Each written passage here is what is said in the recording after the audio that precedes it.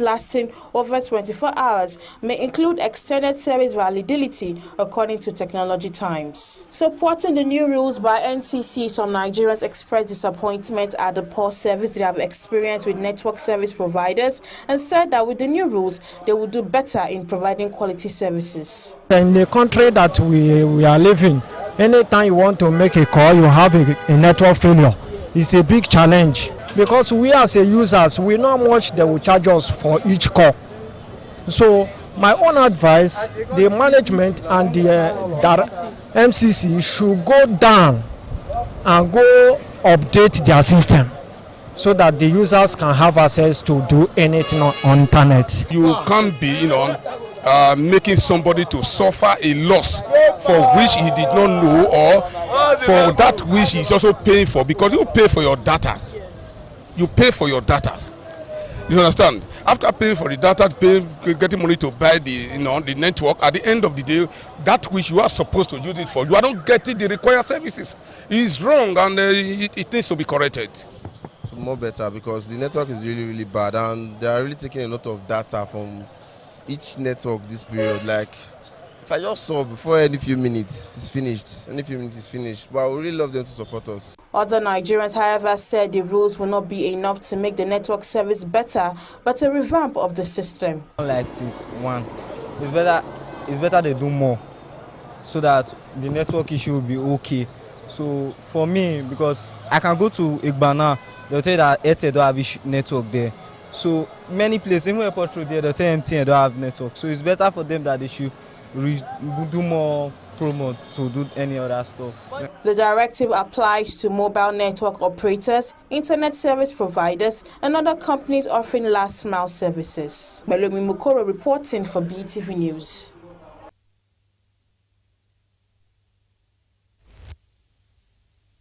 The Navy has reaffirmed its capacity of defending the nation's territorial integrity. This assurance was restated during the passing out of parade of new graduates from the Nigerian Naval College.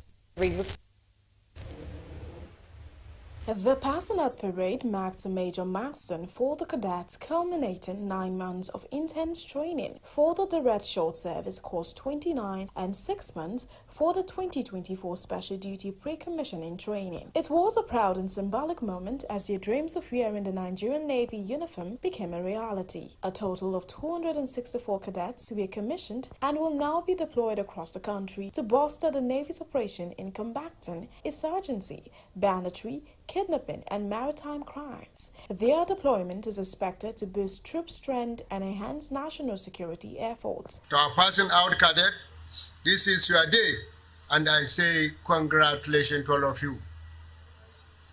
You have completed a demanding journey. You have proven your strength, your resilience, and your determination. You must remain disciplined, you must be loyal, and you hold fast to the Navy's core values and professionalism, teamwork, and integrity. This ceremony also underscored the evolving security landscape in Nigeria and the critical role of the armed forces in confronting emerging threats. The Nigerian Navy reiterated its commitment to national security, pointing out its well-trained personnel and modern equipment as vital tools in this mission. Ladies and gentlemen, the Navy fleet is also growing new, and new ships, helicopters, boats, and UAVs have been inducted, and 2 seaward defense boats are currently being built right here in Nigeria under the Navy. These efforts are not just about ships or infrastructures. They are about building a Navy that can shape security outcome for the good of our nation. The officers were commissioned as sub-lieutenants in the Nigerian Navy during a brief ceremony following the personal parade marking the official start of their careers. Soher Osemegi reporting for BeeTv News.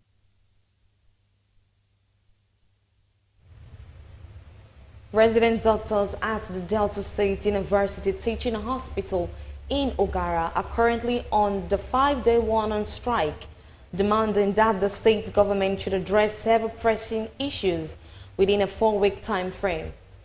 The doctor says if their demands are not met, they will embark on an indefinite industrial action.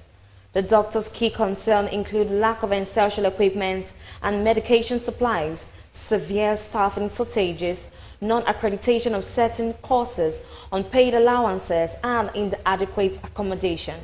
While they commend the state government for providing a CT scan machine 4 months ago, the decree that it remains uninstalled due to the hospital's deteriorating condition, which have hindered its functionality. This hospital is unable to fulfill what it could in the past, and it seems right now that it is in a downward trajectory.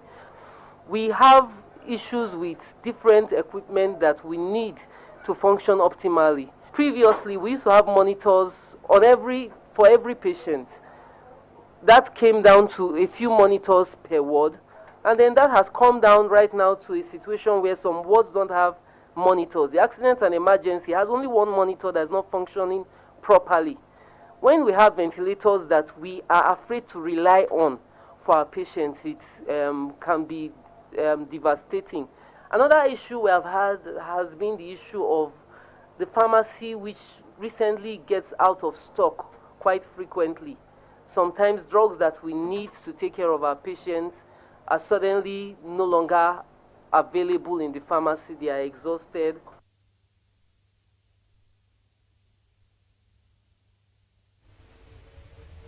The Standard Organization of Nigeria says it will ensure the federal government achieves its vision by combating counterfeiting and empowering micro, small and medium enterprises to grow with integrity. Director General of the SON spoke in Yola during a sensitization workshop with critical stakeholders. This sensitization workshop, organized by the Standard Organization, had in attendance representatives from various industries, regulatory bodies, and consumer groups. It aimed to sensitize stakeholders on the importance of quality practices and support. The SON efforts to combat substandard goods towards promoting quality, safety, and economic growth. The Chief Executive of SON, Dr. Ifeanyi Chukwunonso, enlightened the participants on the overview of SON certification service on the nation's economic development. We are here to sensitize the stakeholders from various sectors, the government, academia, producers, sellers, buyers, marketers, retailers, whichever group you find yourself, this workshop is for you. She noted that adopting international standards, ensuring consistent quality, and obtaining necessary certifications can help Nigerian businesses compete globally and increase their market access. Ensure quality, safety, and efficiency, and most importantly, increase our global competitiveness. Our product will be able to enter international markets. Some participants believe the workshop will go a long way to standardize the nation's products. We'll be able to educate all our entrepreneurs, our manufacturers, on how to go about standardizing their products, and if there is any problem that the people around foresee or observe, they will be able to report the case properly. Basically, on how to comply with quality and standardization issues with a view to ensuring that Nigeria's product or our locally manufactured product competes favorably with international standards.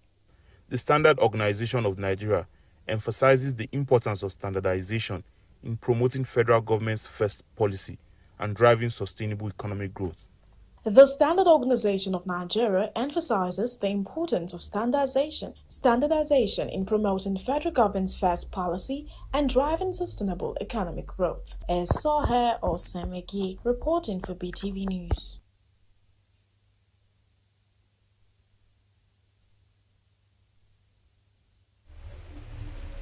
We'll take a short break and we'll be right back shortly. Stay with us.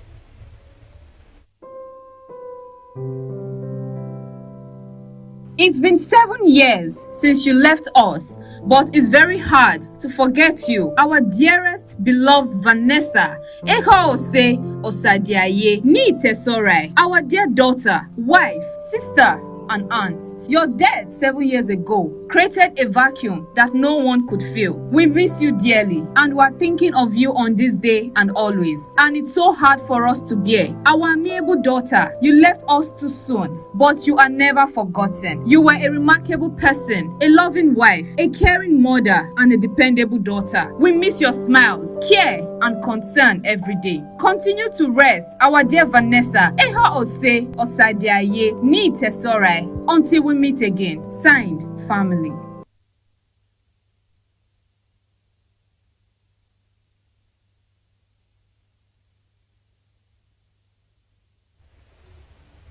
Welcome back from that short break. And now to the business news.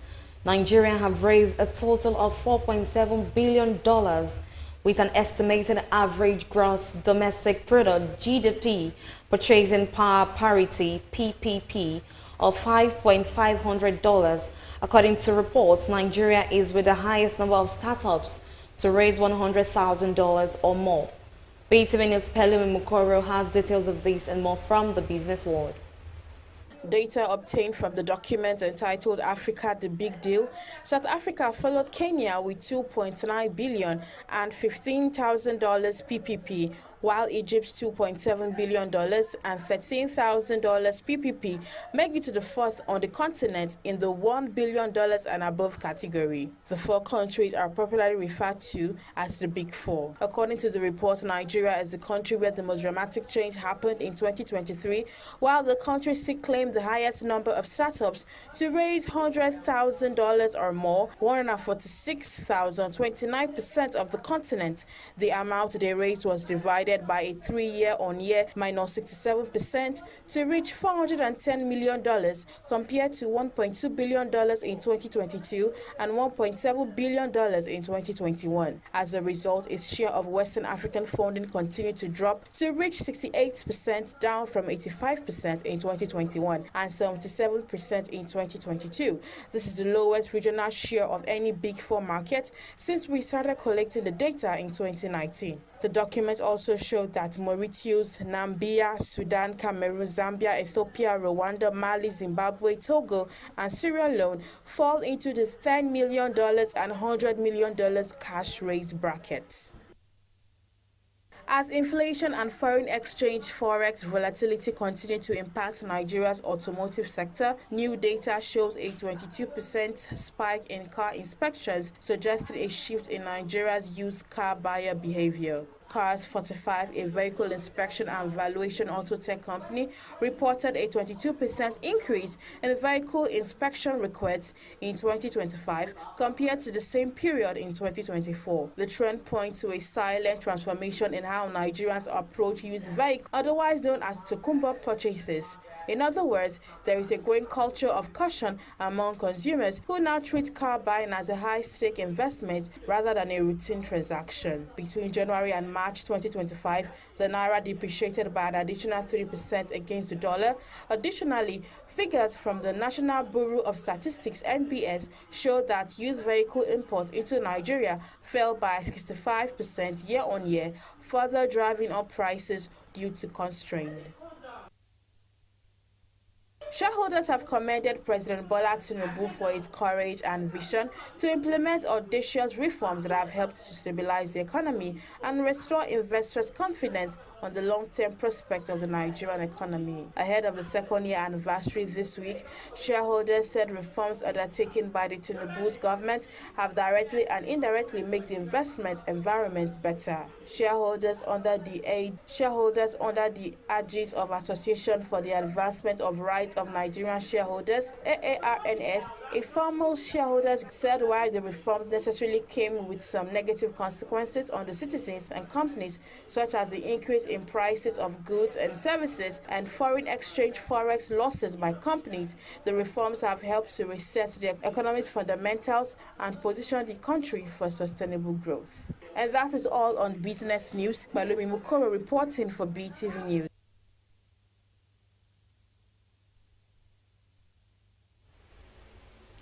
And now to the foreign scenes, where in the midst of war-torn Gaza, a BBC cameraman silently documents the suffering around him.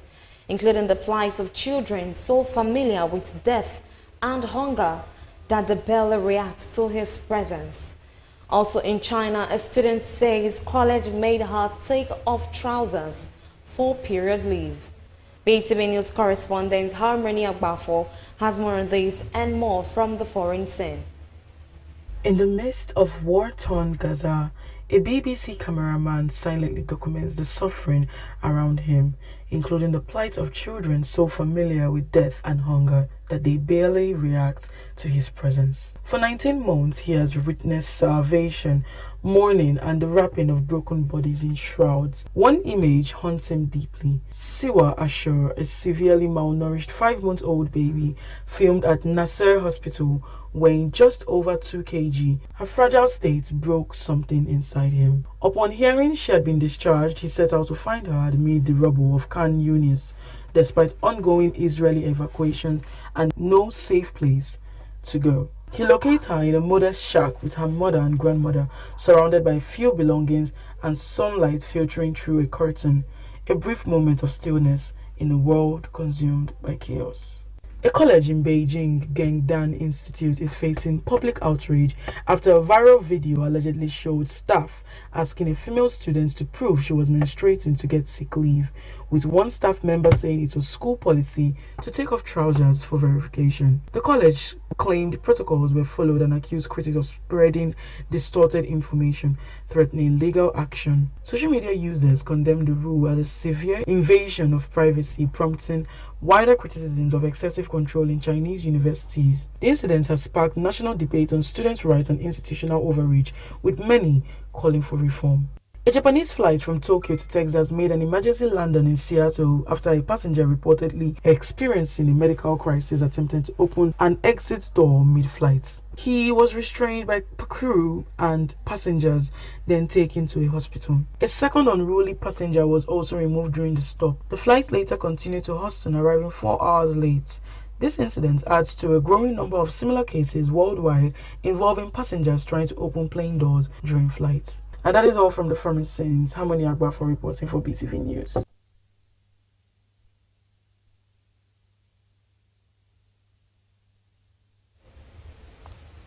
In a landmark move for youth-focused media, Nigerian media entrepreneur Tayo Foloronsho, founder of the Big Break Moment Africa, is set to launch Universal Varsity Television, UVTV, a first-of-its-kind digital TV channel dedicated to Nigerian students. Let's join BeeTv News' God Gift Omone for details and more from the entertainment world. The initiative follows the official approval of a digital broadcast license from the Nigerian Broadcasting Commission, NBC. According to Foloronsho, this approval is a critical step toward his long-term mission to build a student-first media ecosystem. For over a decade, Foloronsho has led impactful student initiatives across Nigeria, including cultural festivals, leadership competitions, and entrepreneurship showcases. UVTV will now scale through efforts nationally with programming focused on edutainment and youth empowerment. Scheduled content includes campus entertainment shows. Nigerian singer Arya Star has reached a major milestone, becoming the first Nigerian female artist to surpass 1 billion total views on YouTube. The feat places her among an elite group of Nigerian artists to achieve this milestone, including Burna Boy, Wizkid, Rema, Davido, CK, Omale, Kiss Daniel, Techno, P-Square, Flavor, and Fireboy. Rush made history by making Arya Star the first Nigerian female artist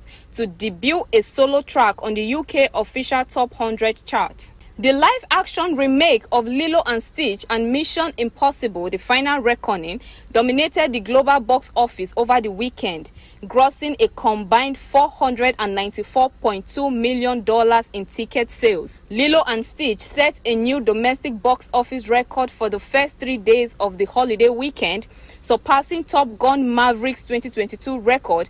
According to Comscore, US and Canadian ticket sales reached a record of 262 $122 million over the long weekend. The Disney remake lodged one of the strongest opening weekends for a live-action adaptation, trailing only 2019's The Lion King at $192 million and 2017's Beauty and the Beast at $175 million. And that's all from the entertainment world. God's Gift Omone reporting for BeeTv News.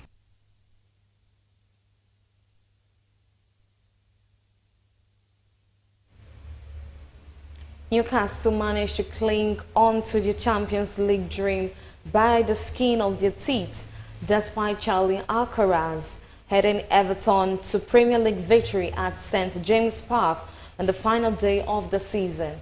Let's join our BeeTv News sports correspondent Freeman Osawi, who has more on this and other trending sports stories. Alcaraz's 65-minute strike secured a 1-0 win on Tyneside, and that, coupled with Chelsea's win at Nottingham Forest and 10 Aston Villa's 2-0 defeat at Manchester United, left the Magpies in 5th place on goal difference. On a day when victory would have been enough to end the tension, the Magpies were uncharacteristically nervy and imprecise, and the final whistle was greeted by joyous applause as a packed house of 52,221 celebrated not the result on the day, but the effort which had secured a second trip to Europe's top table in 3 seasons and the Carabao Cup during an arduous campaign. Xabi Alonso declared the start of a new era during his official unveiling as the new manager of Real Madrid. Alonso, 43, was appointed manager of his former club on a 3-year deal on Sunday, replacing Carlo Ancelotti, who will take charge of the Brazil's main national team. Madrid enjoyed surrendering their La Liga title to Barcelona, losing to their arch rivals in the finals of the Copa del Rey and Spanish Supercopa, and crashing out of the Champions League to Arsenal in the quarterfinals. Alonso, who won a league and cup double with Bayern Leverkusen in 2023-2024, explained his decision to return to Madrid 11 years after he left the club as a player. Huge crowd lined the streets to celebrate Liverpool's 20th top-flight league title in an open-tour bus parade. The 10-mile procession through the city is underway and is expected to last more than 2 hours. Liverpool were presented with the Premier League trophy before jubilant fans at the Park Anfield on Sunday. The rest drew 1-1 with the FA Cup winners Crystal Palace on the final day of the Premier League season. Mo Salah scored a late equalizer for Liverpool to equal the single-season record for the most goal contributions in a Premier League campaign. Liverpool supporters were denied the chance to publicly celebrate their team 2019/2020 title due to COVID restrictions. The parade wraps up a huge bank holiday weekend party in Liverpool. Atalanta effort to remain in the elite Nigerian Premier Football League (NPFL) fell flat on Sunday as the former champions joined Lobby Stars, Akwa United, and Sunshine Stars in the drop to the lower Nigerian National League (NNL). Atalanta needed a win while hoping for a better result than those obtained by Kanemi Warriors and Akwa United to survive the drop to the lower league. Fortunately for Emmanuel Munike Tuchel's side, their last game of the season was against Akwa United at home, which presented them an opportunity to settle that aspect of the equation by themselves. They promptly did at the Danayam Stadium, with a 2-1 win, but Ekanemi also defeated Sunshine Stars in the last game, making Atlanta's effort futile. Nigerian sprint hurdler Tobi Amusan stormed to the victory in women's 100-meter hurdles at the Rabat Diamond League on Sunday, setting a new meet record for 12.45 seconds. Amusan's performance eclipsed the previous meet record of 12.51 seconds set by American Brianna McNeil in 2018, making it a standout achievement for the 2022 world champion and record holder. The race, which took place just before the main broadcast of the meet, saw Amusan dominates the field, pulling away decisively from the rest of the competitors. A time of 12.45 seconds also stands as a season's best. And that's it on Sport News. Freeman Usawi reporting for BeeTv News.